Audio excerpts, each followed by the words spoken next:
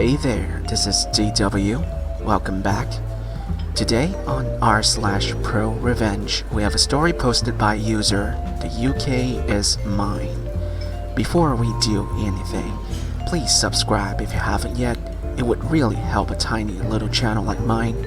Thank you if you already did. Well then, let's start by turning down the background, shall we? This story will include no real names, and the location will not be given. I am obligated to inform you. I wrote this on a mobile, and have no idea how long this will be.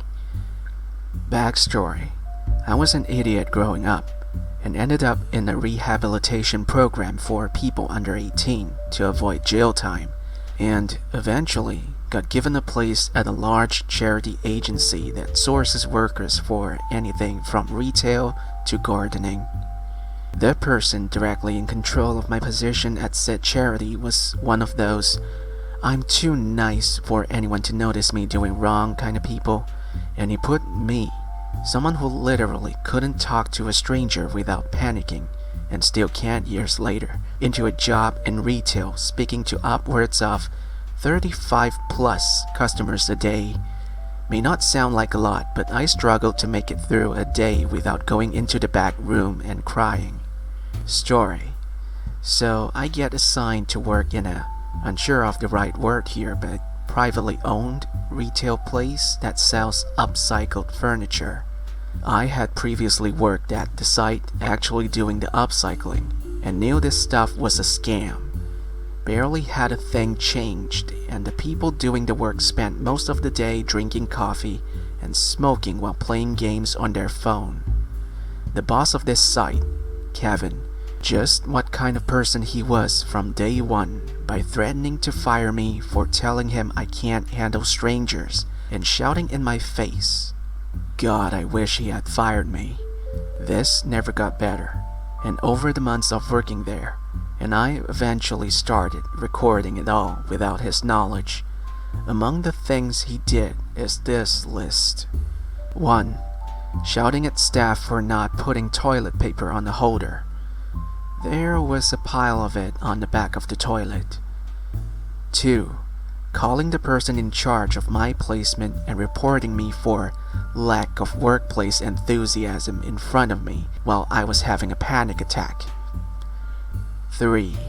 Telling a 70-plus-year-old woman who I worked with that she needs to grow up and handle confrontation like a man, after having 2 large men shout and swear at her for refusing to sell an already sold item to them. 4. Throwing his phone, told by another employee, after I called in sick for a day due to crippling stomach pains brought on by Crohn's. 5. After being told at 11 a.m. that I won't make it to my shift due to being in hospital, proceeded to call me at 3 a.m. the next morning and yell at me. He seemed very drunk, demanding I have a doctor prove I was in the hospital because I didn't give 2 weeks notice. And back to the story. All of this was recorded in the space of only 3 weeks, and I give it all to my placement manager, who proceeded to organize a meeting between himself, Kevin, and me to try to put things right. During this meeting, however, instead of calmly talking about the issue and what can be done to solve it, all the evidence was shown to Kevin, who then yelled at me for recording him, then throwing a full tantrum that I would dare question his style of management while I sat there scared as hell, and my placement manager just did nothing. Back we go to work with a final warning strike issued to me for gross misconduct, and told that I should do as stated in my contract, and anything else that is asked of me or I would be fired. I do everything I can to follow my contract, and anything anyone else asks of me, including cleaning an effing toilet, and see a broken window above it. That's when I finally get a plan together. The revenge.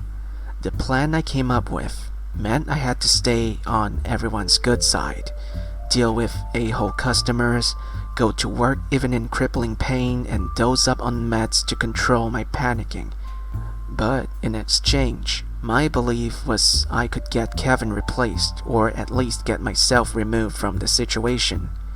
I should have clarified earlier. Being fired from any site also gets you taken off the charity's payroll.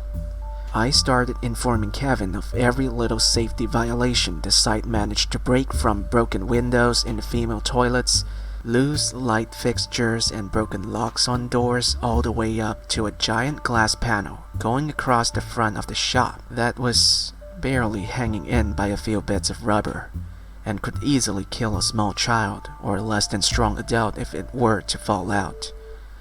I emailed him and texted him about each one individually and brought it up to other staff in hopes they would do the same, while also making sure to take photos of each of these issues so I could use them again later. Another month and a half of working there, and at this point, I felt I may have a little too many minor details saved up, but decided it's best to go overkill than underkill, and sent a huge email to the UK HSE, Health and Safety Executive, detailing every risk and danger with photos attached to show what the place was doing wrong and requesting an inspection. Of course, they obliged. 1 week later, I get a phone call from Kevin. He tells me how the shop is closing down, how a safety inspection was carried out, and how it had failed so badly that he lost his contract with the charity, and that nobody would be able to use the building for weeks while everything gets brought back up the code. But he couldn't run the place anymore due to money issues while it was closed because he had no savings for this. I never heard from him again. A year later, after this happened, I moved on and began working from home doing image editing for quick cash. And around a year later, I get a call from the placement manager who hadn't heard from me the whole time, and I got asked in the coldest, most passive-aggressive tone, "Why didn't you tell me the store closed?" Turns out they had been apparently paying me 300 euros a day for a job I didn't have, hours I didn't work, and this was all apparently being reported on the charity's income as someone else's account. They got me confused with another person and reporting their hard work on my files, and it took them a year to notice because of how badly they handled everything. Edit. Clearing the confusion. They had my name on another person's paperwork, and though they paid the right person, they were using my name. Oh, and it seems that this user has a note for r/, the huge YouTube channel. r/, if you are reading this, on behalf of every single subscribers, more puppy bloopers, please. Yeah, I agree. r/, if you are watching this video, it's not likely to happen. My channel is too small and barely noticeable. I am one of your sub too. You had inspired me to start this channel. Love your videos, and yeah, what this guy says. More puppy bloopers. I love puppies.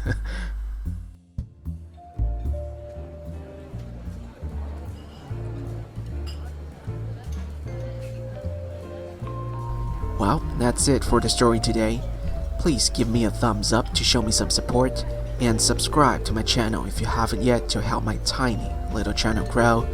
Just a simple click on my icon or the button below would do, and we'll see you again next time. Have a great night.